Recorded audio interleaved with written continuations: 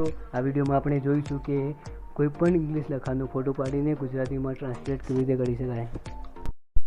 પહેલાં play store open કરવાનું છે, ત્યારબાદ ગૂગલ ટ્રાન્સલેટ લખી સર્ચ કરવાનું રહેશે।